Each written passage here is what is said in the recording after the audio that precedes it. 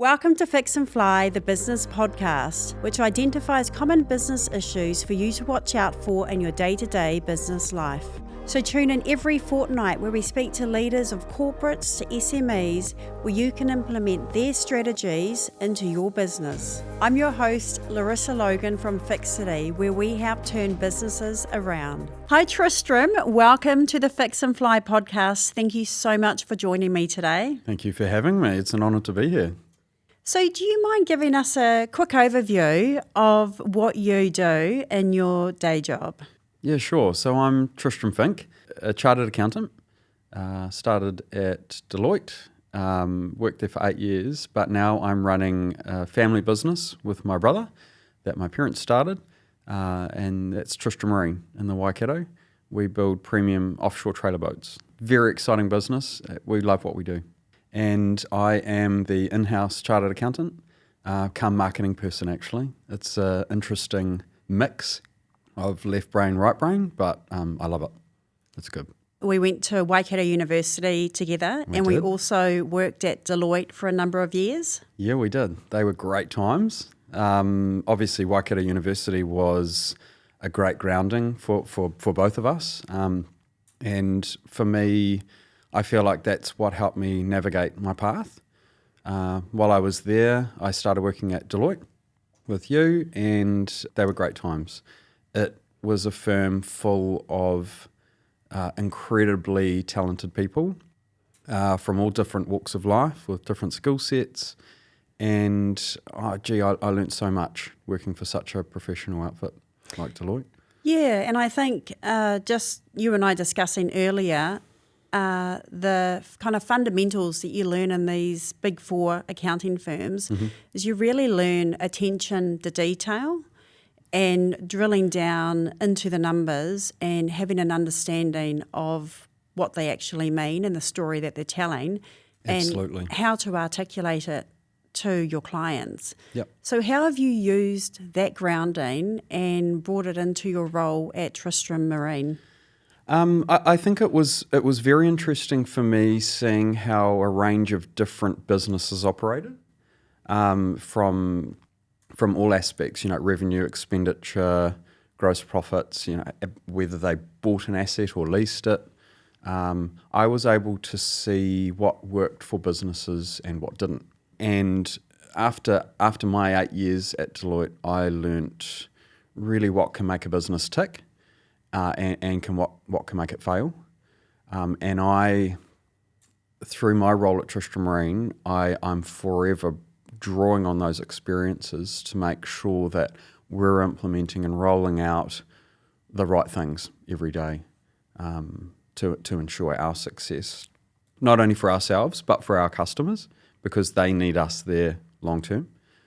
You buy a boat off us, you wanting us to be around for a long time. So we're not only doing it for ourselves, we're doing it for them and our team, of course.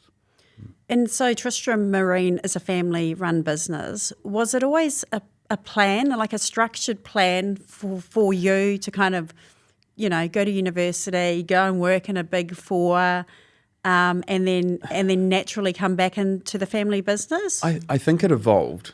Ever since I remember my first day in accounting, in year 11 at high school, St Paul's Collegiate in Hamilton, and I sat there thinking, this is me, this is what I want to do.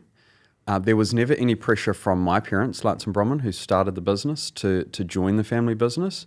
They were very much, you do what makes you happy, and accounting really spun my wheels, and I knew from that moment that that's what I wanted to get into. I did have in the back of my mind that it was something that I could utilise in anything I got into later in life. I didn't have to just work at a big four firm if I became an accountant, so to speak.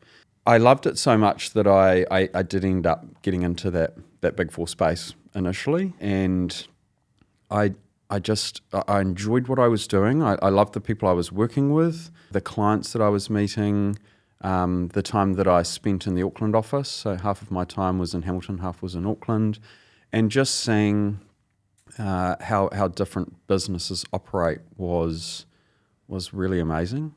And I loved it so much. I think I probably ended up staying for longer than I ever thought I would, because there was no pressure to move back into the family business. But at the end of the day, it is a fun business.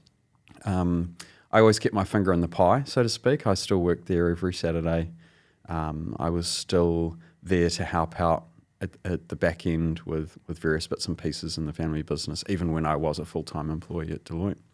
And then my wife and I, we decided that we wanted to start a family, and we decided to go back to our roots back in the Waikato, and working for the family business felt the right thing to do at the time. So it was just it evolved. It evolved. There was no structured plan from the beginning. A bit of an idea, but there was nothing formal. So a lot of the clients that I work with, they are working through succession planning, and it can be tough, right? Mm-hmm. I think if there's not a plan there, it can sometimes not work out very well. But it seems like you've naturally fitted back into the family business, into a space where you are at home. You know, the financials, managing brand development and all of that type of stuff. Do you want to just talk to us about what your day-to-day looks like? Yeah, sure. For starters, I'll reflect on you've referred to at home, the business feeling at home. And I feel like from a succession planning point of view, my parents, Lance and Bronwyn, have created a business that does have a very warm, homely feel. So it wasn't hard for my brother Kingsley and I to get involved. It's a cool place to work. It's a great product that we build. We have excellent customers, and it did just feel like we were at home. So one of my jobs at Deloitte was to help businesses with their succession plans, and it was there was quite a spectrum in terms of, you know, some people had set up a business and their kids just didn't want to take it over. So obviously that was ruled out. And then other businesses would bring in their employees as shareholders, and that was their succession plan. I mean, there's a number of different strategies that can evolve, but every business is so different, and I think that just needs to be navigated on the way through. I think, again, my parents set up a business that felt homely, so it did become, it was quite a natural evolution that my brother and I ended up involved. So mum and dad have stepped back a little bit from the business, but they're still involved. So Lance retired about 6 years ago, but he is still our layer of wisdom that we draw on every single day. So he's not physically present in the business all the time, but he does help us navigate and steer the ship. Bronwyn, she is, I guess you'd call her semi-retired. She still pays our 20ths and moves the money around, and she enjoys being having more of a direct involvement in the business. But again, she's that layer of wisdom that we draw on every day. So, and I think that's one of the reasons our business works well, is because we have that layer of wisdom with the layer of youth. And the layer of youth and the layer of wisdom, they sort of respect each other's spaces. We collaborate and we all get on very well. And I think us as the younger leaders in the business, if we put our own flavour on it while drawing on the traditions that layer of wisdom had brought through, I feel like things work quite well. We're not super new age, but we're not old school. Do you know what I mean? It's a good hybrid of wisdom and youth that makes our business tick really well. And are there any plans in the future where it's just going to be you and Kingsley kind of, running the shop? And how will that look for Lance and Bronwyn? Are you going to continue to draw on their experience and their knowledge? I feel like we're already there. That's a hard question to answer. That's a tough one actually. So I grew up in a family business in the Waikato as well. And one of the things that didn't work quite so well in the succession planning in our family business was the baton wasn't handed over early enough to be able to actually allow that individual to kind of lead whilst having that supporting guidance on the sideline. Yes. So I think that's really great for you to be able to talk about with your own family, because I think that allows a successful succession planning to occur. I think my parents well and truly handed the baton over 6 years ago. They're the first ones to put their hand up and say the youth of today are the future of tomorrow. Lance and Bronwyn know that what got their business to where it is today won't get it to where it needs to be in another 30 years' time. They know that businesses need to pivot. And our business it's not a small business, it's not a huge business, it's somewhere in between. But that enables us to pivot whenever we need to adapt to market conditions, riding the waves of the economy and all those sorts of things. And because they've essentially handed the baton to us, they very much trust my brother and I with the decision-making processes that we make on a daily basis. So there's so many things that I love about Tristram Marine. I love the socials. I'm obviously an avid boatie, and so I love watching all of the videos you put up around the boats, cruising around New Zealand. Cool. So well done on that front. Thank you. But the other thing that I really love is after visiting Tristram Marine in Hamilton a few weeks ago, I got to have a look at how the boats move through the whole manufacturing process. And you know what I was impressed about? What's that? How clean it was. Oh, yeah. Like, how clean is the facility? Yeah, some people liken it to a chemist shop. Yes. And it's very intentional. We're a transparent business, and we encourage our customers to come to our business and be a part of it. Especially if you've got a boat on order. We love when people come in and see their boat being built, moving through the production line. I loved it. And they're not even my boats. Yeah, it's cool. It's a real cool process. It's slick, it's systematic, it's clean, but it's intentional because we want our customers to see that the production line that their boat is evolving through is systematic and tidy. If they see that their boat is progressing in that fashion, they know that the finished product will be the same.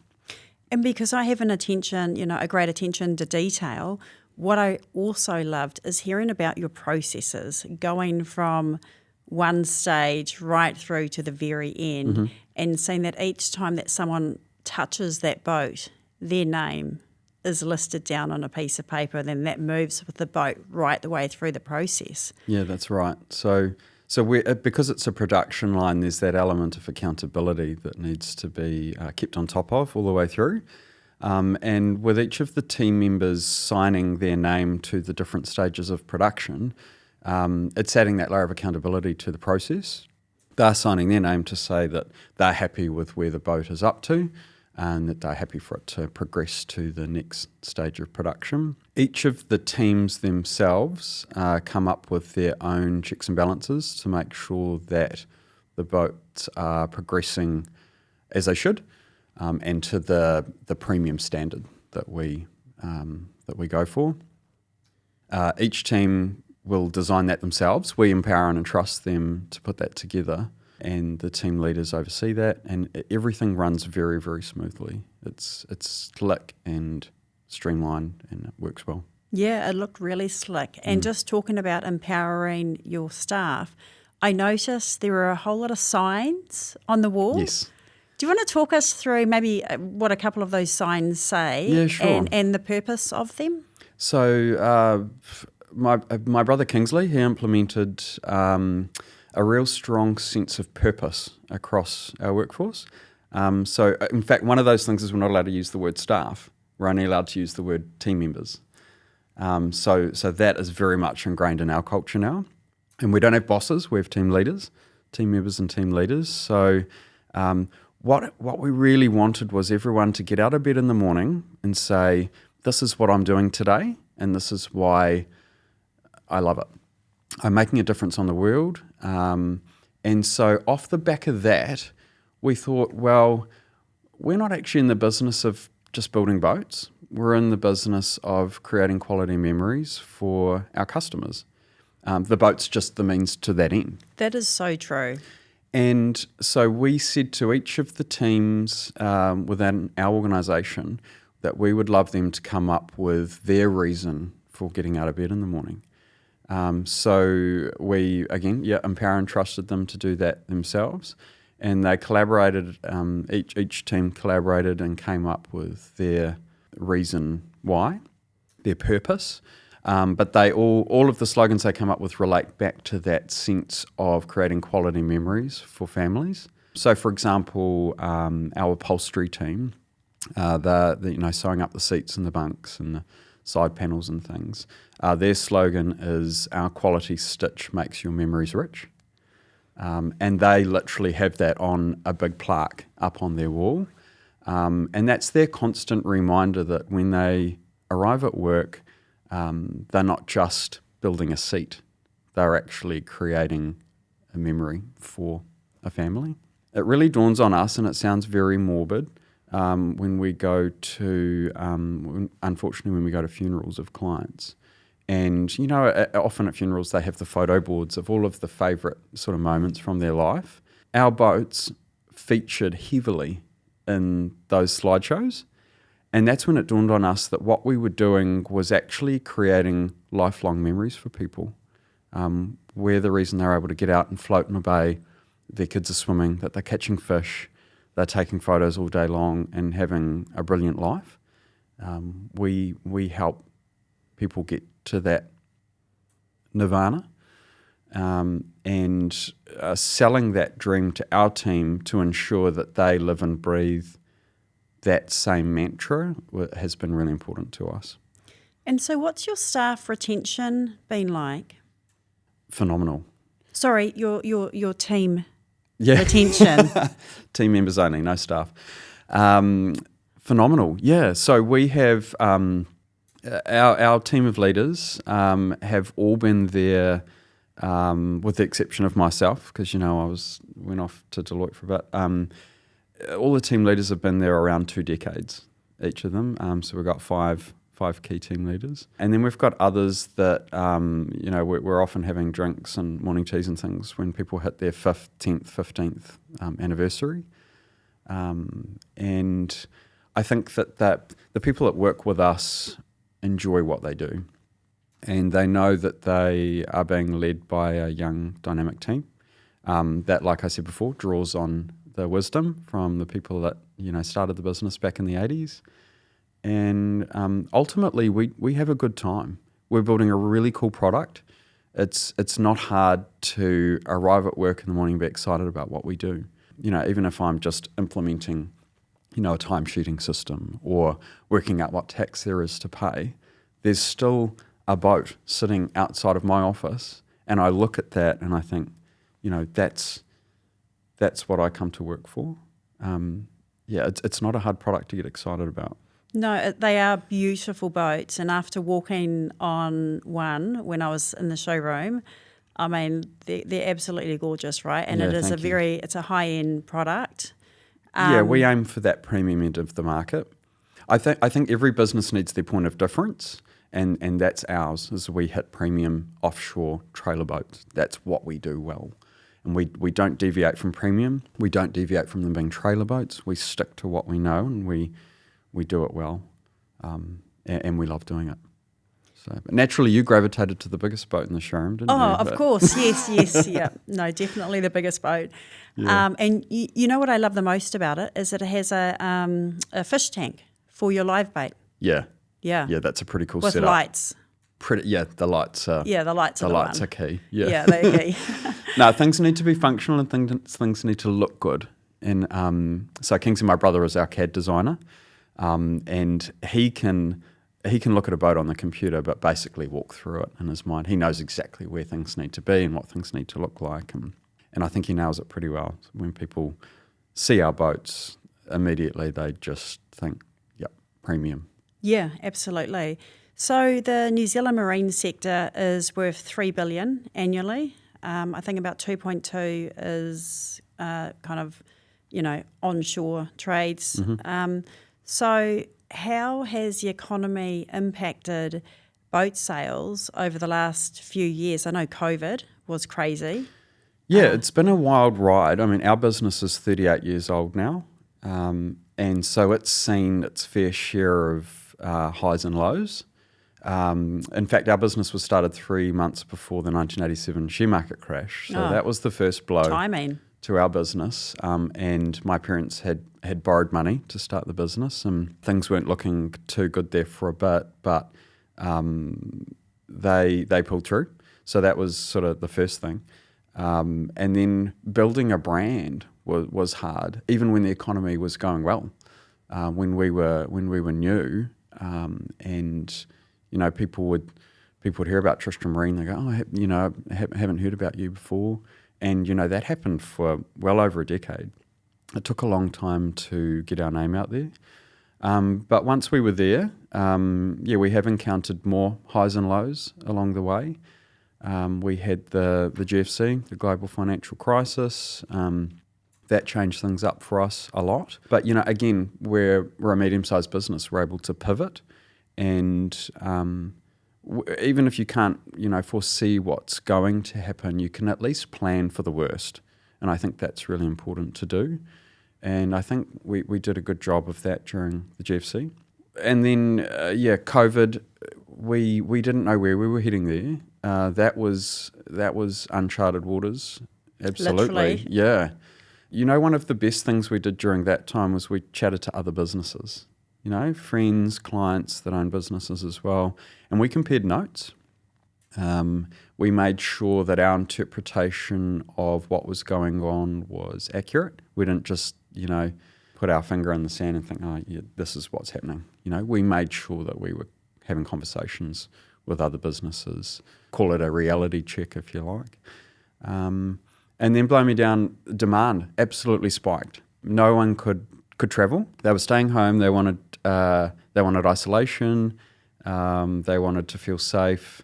And I think at the time people felt wealthy. So they went out and they bought cars and boats and caravans and planes and batches. And interest rates were obviously low. Interest rates were low, and we at one point had a 2.5 year lead time. Oh, that's awesome. You ordered one of our boats, you had to wait 2.5 years. So that was, the word's been used too often, unprecedented, but it really was. And so that made us rethink our business again. How did you deal with having to, the large increase in demand? How did you deal with that? Did you there were a bring number on more of people, or we did, but not to a huge extent, because we knew that it was a blip. We knew that it wasn't normal. So we decided to sort of put a lid on things. Expand slightly, but we had people saying you should buy the neighbours and expand and do this and do that and have 2 molds of every boat, and we thought, jeepers, this is not normal, this is not sustainable. So we stuck to what we were doing and we pushed through, but there were a number of new challenges for us to navigate. So people would pay a deposit on a boat and their boat wasn't going to be finished for 2.5 years. So we needed to make sure that we were upping our comms and making sure that we were keeping in touch to show the love, so to speak, because we don't just build a product, we offer a really good service, and we like to be personable and approachable. And so we needed to design new mechanisms of communication, different ways to keep in touch with the 100 or so people that had one of our boats on order, to remind them that we acknowledge them and, thank you for your deposit. You're on our list, and your boat is on its way through. And so we needed to navigate how to reinvent our communications over that time, which was interesting, but good fun. And is that also where you kind of ramped up your social media output with the videos and the photos and... Yeah, social media has evolved for us over time. We have a very visual product. People like looking at our product. So, you can it almost doesn't matter who's on the boat or what the boat's doing. People love what they see. So we have some incredible content that we've created ourselves, but we also encourage our customers to send us photos of them on their boats. That's what I love, like seeing these families on the boats, catching fish, Because again, it's not just a boat that we're selling, it's an experience. Exactly. So we love to show what people are doing on their boats. We get heaps of incredible content from customers. We actually put them up in our lunchrooms because we like to remind our team that once a boat leaves, that's not the end. Actually, that's just the beginning of the memories that those people are making. And so, it doesn't matter if it's a 5-year-old holding a fish up or, a bunch of people sitting in a bay having a great time swimming. We put those photos up in the lunchroom to remind our team of what an incredible job they're doing at creating memories for families. So how about the production process? Do you source a lot of your materials from New Zealand, or are you having to go offshore for those materials? Look, a lot of it is from New Zealand, with the exception of some of the more technological pieces. New Zealand doesn't have the capability, so we do go offshore for some of that. But at the end of the day, we're a New Zealand design product for New Zealand conditions, and sometimes the elements on our boats just need to be coming from a New Zealand-based company because, our conditions are different and we need our boats to withstand the test of time. So we make sure that every single element of the boat is selected from the most premium, the best supplier in the industry. And sometimes that may not be New Zealand, and that's when we look offshore, but often it is New Zealand. And we're proud to say that a lot of what is on our boats is New Zealand made. And then, so in saying that, is there going to be any impact from Donald Trump's tariffs? Time will tell on that one. What's the biggest challenge been for you coming back into the family business after working in professional services for so long? Oh, look, Deloitte was such a structured, systematic business. You would set a meeting for 10 a.m. and everyone would be there at 9:58, ready to go. In our business, in Tristram Marine, it is harder to make that happen. So, fresh from Deloitte, ready to go, I'd be at the Tristram Marine meetings at 9:58.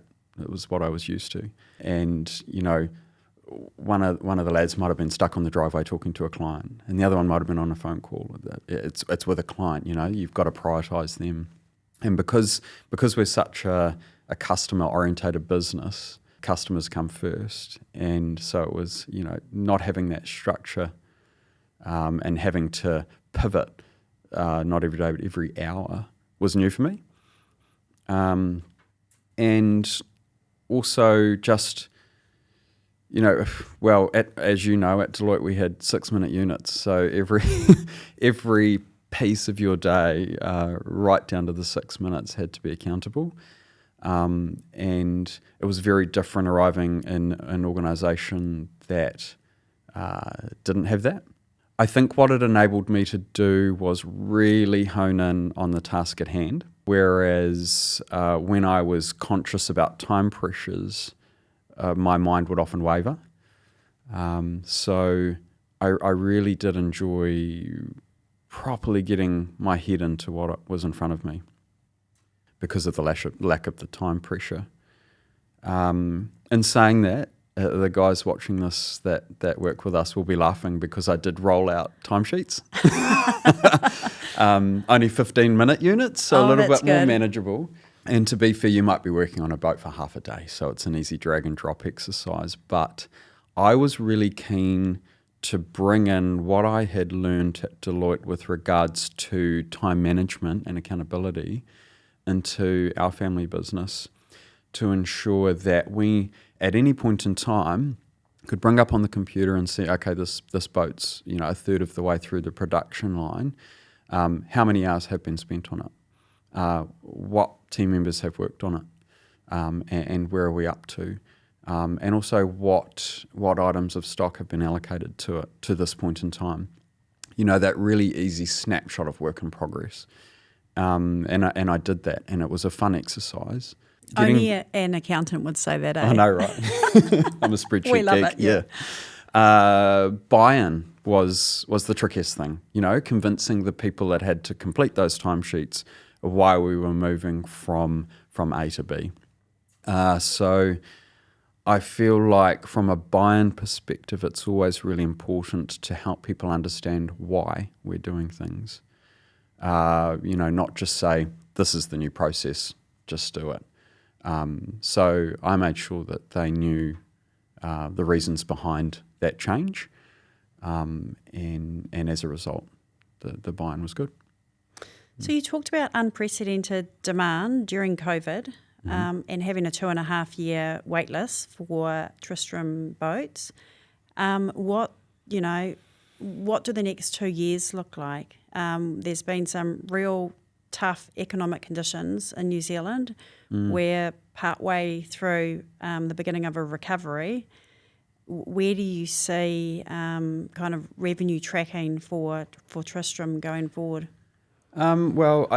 Initially people had that catchphrase, survive till 25, and I feel like it's more like 26.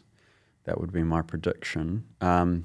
With interest rates softening, people are starting to spend. I think with some of the government's tax initiatives, the new investment boost, I think that'll start to get cash moving around our economy again. You think people should buy a boat for the business? Absolutely. Yeah, why not? Why not? Take your clients out on it.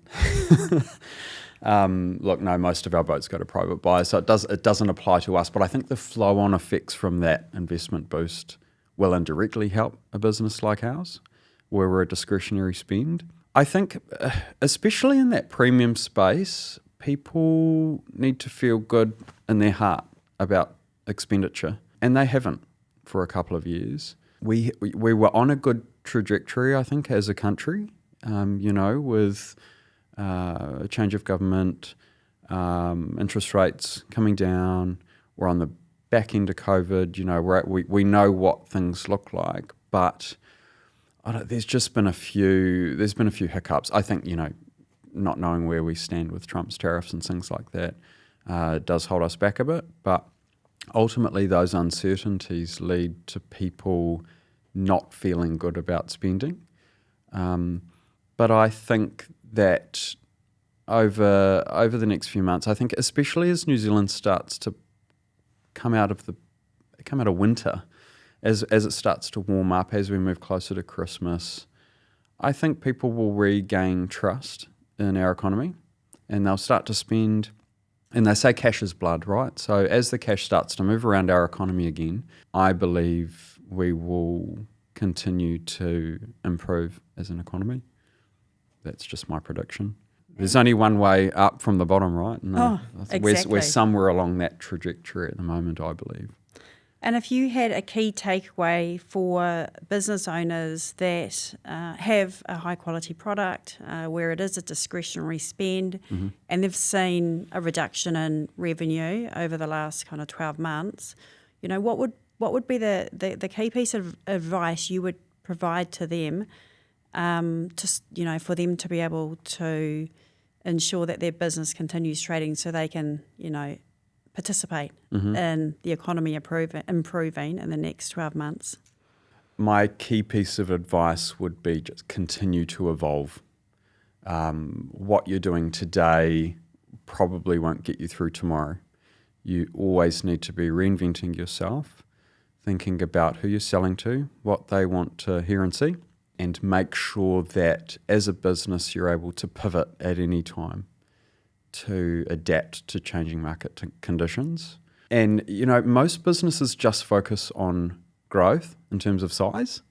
And I'm the first one to say, actually, that's not always the answer, especially in a mature business like ours. If you're at a summer barbecue and someone says, who's the biggest boat manufacturer in New Zealand, I don't mind if we don't rank on that list. But if someone says, what's the best boat money can buy in New Zealand, I want to be at the tip of everybody's tongue. And the growth in our business is not so much in size, it's in new product development, it's in our service offerings, it's in making our business better and better every day So people want to work there and people want to buy off us. Good. And, there's so much pressure when you come into a family business is exactly what you're saying. Like, am I adding value and living up to the expectations of your own expectations, but what you think the perceived expectations of your parents are? Absolutely. And the perceived expectations of our industry and our customers and the economy as a whole. Often next generation can ruin a business. So my brother and I have made it our challenge to make sure that we prosper, that we add value to the business and we make it even better than what it was before. Yeah, and you're adding value not just to the business but to the marine industry. I mean, you've just been appointed to a very key board this year. Yeah, NZ Marine's board. It was an honour to be invited to be a part of NZ Marine's board of management, and I hope to bring a similar level of value to that space that I have just on our business. And I think that it's important to be a part of that macro level of your industry, to understand what's going on and to be able to reflect on your own business's experience and share that with the group at a macro level, I think is really important. And I think having younger voices coming in, I know in the marine industry, there's not many female, I keep pushing it on all of my podcasts, but there's not many female skippers, right? So I'm like one of very few, I suspect. But, also having young voices, on the board is equally important to be able to drive that next generation of people through the sector. I think in the same way that our business draws on wisdom and youth, I think any board can do the same and should do the same, because again, what got us to here may not get us to there. Do you know what I mean? So having that level of wisdom and youth around a table is vital, not only for businesses but for industries as a whole. Just tapping into that, so what role is technology, AI, going to play on your sector in the next 10 years? There is no denying that it will have a huge impact on our business and our industry. I see it, there's a number of different elements to navigate, but I see it being used in so many different aspects of our business and any business, both from a content creation point of view, back-end systems, HR, agreements, communications, but also on the customer-facing side of things. I think that AI has a part to play there. I think it does have its perils, and I think people need to be aware of where things can go wrong or where it may not be the right tool to use. And also the information that we're putting into it is critical to what we're getting out. I heard someone say the best thing we could be teaching our kids is how to design AI prompts. And I keep reflecting on that because we need to be putting the right information in to get the right information out. Every business should be aware of how technology and AI could impact them in the future, but more importantly, take the proactive approach and look at what they could be doing today with the use of technology to embetter their business. So talking about new service offerings or new designs, is there anything exciting coming down the pipe? Yes. But if I talked about it on your podcast, we'd have to go and erase all of the footage. We keep things very close to our chest. We operate in a very commercially sensitive industry. But also because of the nature of the product, we like there to be a bit of excitement with debuts. A little bit similar to, new cars. They're all under wraps for a while until that professional release is put out there. We have boats on the drawing board all the time. And we've got a lot of cool product coming out that people will enjoy. Big, small, different, you name it. We're innovative and we're here to grow again not in size so much, but in service and product offerings. Yeah.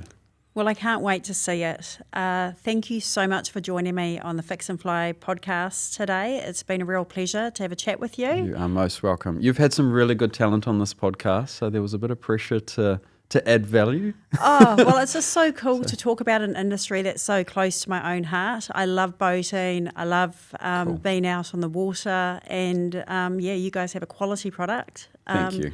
No, I and appreciate can't wait, all the to feedback. see more. Thank you so much. Really appreciate you having me. Thanks. Cheers. Thank you so much for watching this episode. If you enjoy the Fix and Fly podcast, make sure you like, comment and subscribe and share with anyone you think will find this useful. We look forward to seeing you next time.